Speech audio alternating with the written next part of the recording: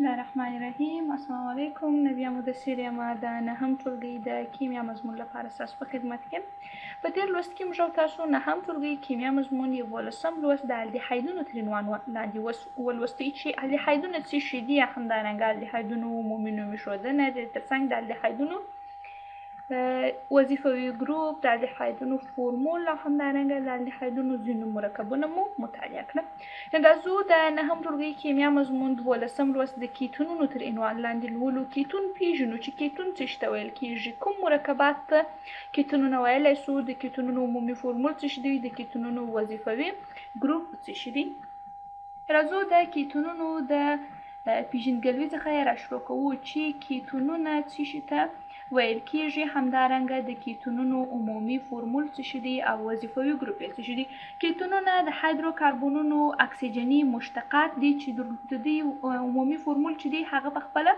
CO ده. CO چې ده هغه د کیتونونو څه شي دی، وظیفوي ګروپ دی. دغه CO که چیرې موږ راسو یو څه واضح ولیکو نو د دې هغه جوړښت داسې دی چې یو کاربون د دوی اړیکې د اکسیجن سره لري او دوی اړیکې یې سره کم پاتې وي، ازادې پاتې وي، چې دغه ته خپله د کیتونونو څه ویل کیږي، دې ته خپله د کیتونونو وظیفوي ګروپ ویل کیږي. کله چې پر یو هایدروکاربن باندې دغه وظیفوي ګروپ نصب سي نو د دې څخه په نتیجه کې نوي مرکبونه لاسته راځي چې دغه نوي مرکبونه د څه په نوم سره یادیږي، د کیتونونو په نوم سره یادیږي. چې عمومي فورمول یې داسې دی چې دغه کیتونونو د وظیفوي ګروپ سره به دوه راډیکالونه اړیکه جوړوي، معنی یو راډیکال رابطه کاربون یا هم د کیتونونو وظیفوي ګروپ رابطه، دویم راډیکال یا راډیکال یو آر او بل آر زبر یا کار زبر یا دې ته ار یو وایي، دې ته ار دوه وایي، کوم مشکل نشته.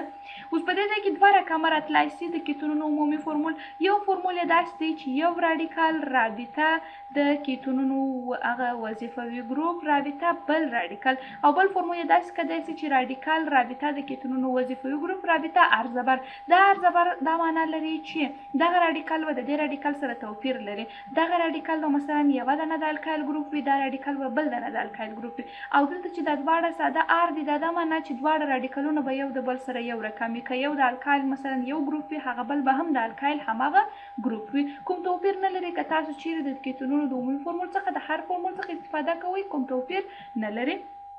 کیتونونه څه ډول مواد دي؟ په دې کیتونونو کې دغه آر لکه درته و چې مې ویله دغه آر او ار زبر چې دي دا هم یو رقم قیمت اخیستی سي، هم مختلف قیمتونه اخیستلی سي. هغه کیتونونه چې مالیکولي وزن یې کم وي هغه عموما په مایع شکل کې وي یا په مایع حالت کې وي، او هغه کیتونونه چې ترکیب یې یا جوړښت یې د 11 څخه زیات کاربونونه ولري هغه عموما په جامد حالت کې وي. کیتونونه څرنګه مواد دي؟ کیتونونه چې دي هغه د رنګه کیمیاوي موادو په استحصال یا لاسته راوړنه کې د محلل په توګه عموما کارول کیږي. د کیتونونو نوم ایښودنې ته که چیرې راسو، د کیتونونو نوم ایښودنه دا رقم ده چې د اړوند هایدروکاربون د نوم دغه اخرنی توری چې دی دغه ای دا په او ان ای وروستاړي باندې بدلیږي، دغه د دې څه شي سوله عمومي نوم ایښودنه یې سوه. راځو د کیتونونو یو څه مثالونه راخلو، لومړی پر دې فورمول او بیا پر دې فورمول. پر دې فورمول کې چیرې مثال ته راسو، مثلا یو د الکایل ګروپ دی، مثلا CH3 رابطه د کیتونونو وظیفوي ګروپ یعنی کاربون دویر اړیکې اکسیجن یوه اړیکه مثلا یو بل دانه راډیکال. په دې ځای کې دا یو راډیکال سو، همدارنګه دا بل راډیکال سو، او دا هغه فنکشنل ګروپ سو یا هم وظیفوي ګروپ سو. دا خپله چې سو د کیتونونو یو مرکب سو چې دواړې بقیه یا دواړې برخې یا دواړه راډیکالونه یو شان دي، یعنی دې ته آر وایو دې ته هم آر وایو. اوس که چیرې راسو مثلا پر دویم فورمول باندې چې آر او ار زبر دی، پر دې فورمول که چیرې راسو مثلا یوه بقیه چې ده یا یوه راډیکال چې دی هغه CH3 رابطه مثلا د کیتونونو هغه وظیفوي ګروپ، همدارنګه رابطه CH2 رابطه CH3. اوس په دې ځای کې که چیرې وکتل سي یوه دانه راډیکال چې دی دا د بل راډیکال سره توپیر لري، نو یو ته آر یو وایو یا هم آر ورته وایو، بل ته آر زبر ویل کیږي، چې په نتیجه کې چې کوم کیتون لاسته راځي دغه کیتون هغه دواړه راډیکالونه یا دواړې برخې یو د بل سره توپیر لري. اوس نو هغه کیتونونه چې د هغوی دغه د کاربونونو شمیر کم وي، معنی دا چې مالیکولي وزن یې کم سو، نو دوی عموما په مایع حالت کې وي. کله چې دغه مالیکولي وزن وزن یې زیات سي یعنې د کاربنونو شمېر یې تر 11 کاربنو واوړي نو برابر نتیجه کې د دې څخه سره کم مرکبات کیتونونه په سره کم شکل سره پیدا کېږي په دغه وخت کې کیتونونه په جامد شکل سره پیدا کېږي یعنې دا د دې مالیکولي وزن پسې اړه لري چې د دې فزیکي حالت په سره کم وي کله چې د دې مالیکولي وزن کم وي فزیکي حالت به مایع وي او کله چې د دې مالیکولي وزن زیاتېږي د مالیکولي وزن په زیاتېدو سره یې فزیکي حالت هم څه شي کوي توپیر مومي که چیرې د دې معمولي نوم ایښودنې ته راسو نو معمولي نوم ایښودنه د دوی دا رقم ده چې که چیرې دواړه راډیکالونه یو شان وه نو لومړی راځو مثلا د دې مثال راخلم لومړی راځو موږ په سر کې د ډای کلمه ذکر کوو په معمولي نوم ایښودنه کې د هغه څخه وروسته دا چې دواړه راډیکالونه یو رقم دي نو د یوه راډیکال نوم اخلو مثلا ډای میتایل او په پای کې د کیتون کلمه ورسره اضافه کوو ډای میتایل کیتون د دې مرکب څه شو نوم یې شو او کله چې بیا داسې وي چې دواړه راډیکالونه یو د بل سره توپیر ولري کله چې دواړه راډیکالونه یو د بل سره څه شي ولري توپیر ولري نو په دغه وخت کې موږ اول د کوچني بقیې نوم او ورپسې د غټې بقیې نوم اخلو په پای کې د کیتون کلمه ورسره اضافه کوو اوس په دې ځای کې که چیرې راسو مثلا کوچنی بقیه څه شي ده هغه دغه CH3 ده او غټه بقیه څه شي ده یا غټه برخه څه شي ده هغه دغه ایتایل ده یو میتایل ده بل ایتایل ده په دې ځای کې راځو لومړی د کوچني بقیه نوم اخلو چې هغه څه شي سو چې هغه په خپله میتایل سو او ورپسې د غټې بقیه نوم اخلو چې هغه څه شي سو ایتایل سو او په پای کې د څه شي کلمه ورسره اضافه کوو د کیتون کلمه ورسره اضافه کوو معنا میتایل ایتایل کیتون د دې مرکب څه شي سو نوم سو یعنې نوم ایښودنه یې په دوه رقمه ده کله چې دواړه راډیکالونه یا دواړه د الکایل ګروپونه یو شان وي نو په سر کې د ډای کلمه ورسره اضافه کوو او بیا د الکایل د ګروپ نوم اخلو په پای کې د کیتون کلمه ورسره اضافه کوو او کله چې دواړه راډیکالونه یو د بل سره توپیر ولري په دې وخت کې لومړی د کوچني بقیه یا د کوچني راډیکال نوم اخلو ورپسې د غټ راډیکال نوم اخلو او د هغه پسې د څه کلمه ورته اضافه کوو د کیتون کلمه ورته اضافه کوو دا معمولي نوم ایښودنه شو وخت چې موږ راسو کومې نوم ایښودنې ده پسې راسو د دې هغه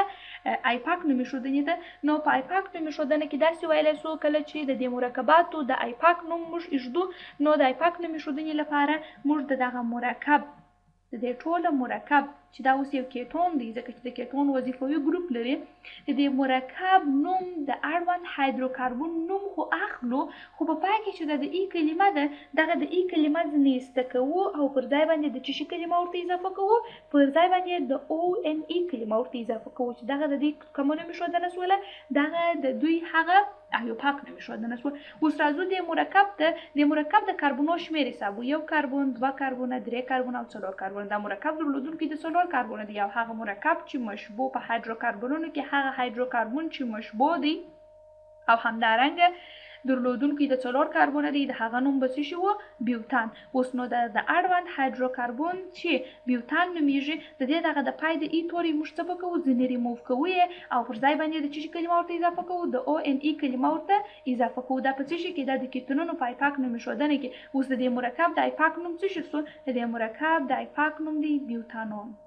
د دې مرکب د آیپاک نوم دی څه شي بیوتانون راځو د مرکب د آیپاک نوم ته چې په آیپاک نوم ایښودنه کې د نوم څه شي دی اوس د مرکب ته وګورو د مرکب د کاربونو شمېر څو دی د مرکب د کاربونو شمېر 3 دی وخت چې د مرکب د کاربونو شمېر 300 او یو مشبوه مرکب دی د کاربون اتومونو ترمنځ یې دوه ګونې یا درې ګونې اشتراکي اړیکې نشته نو موږ داسې وایو چې دا یو مشبوه مرکب دی او هغه مرکب چې په هایدروکاربنونو کې چې درلودونکي د درې کاربونو نوم یې څه شي دی نوم یې پروپان دی وخت چې د دې نوم پروپان دی اوس نو دلته چې دا خپله یو کیتون دی ځکه چې د کیتون وظیفوي ګروپ لري نو د کیتونونو د نوم ایښودنې پر اساس باندې د کیتونونو د آیپاک نوم ایښودنې پر اساس باندې د پای د ای توري ځینې ریموف کوو او پر ځای باندې د او ان ای کلمه ورته اضافه کوو په نتیجه کې به د دې مرکب نوم څه شي په نتیجه کې به د دې مرکب نوم شي پروپانون دا به څه شي د دې مرکب نوم به شي اوس کیتونونه چې دي کله چې دغه هایدروکاربن دغه د کیتون وظیفوي ګروپ په ده پسې نصب شي نو مستقیما د دې هغه فزیکي او کیمیاوي خواص بدلون ورسره مومي وخت چې فزیکي او کیمیاوي خواص بدلون ومومي نو په نوم ایښودنه کې هر څه کې چې راځي توپیر راځي په دغه ویډیو کې موږ تاسو کیتونونه وپېژندل چې کیتونونه څه ته ویل کېږي د کیتونونو وظیفوي ګروپ وپېژني همدارنګه د کیتونونو عمومي فورمول او د دې ترڅنګ د کیتونونو معمولي نوم ایښودنه او آیپاک نوم ایښودنه مو مطالعه کړله نو موږ تاسو د دې ویډیو درس پر همدې ځای باندې پای ته رسیږي تر بلې ویډیو پورې ښه ورځ او ښه چای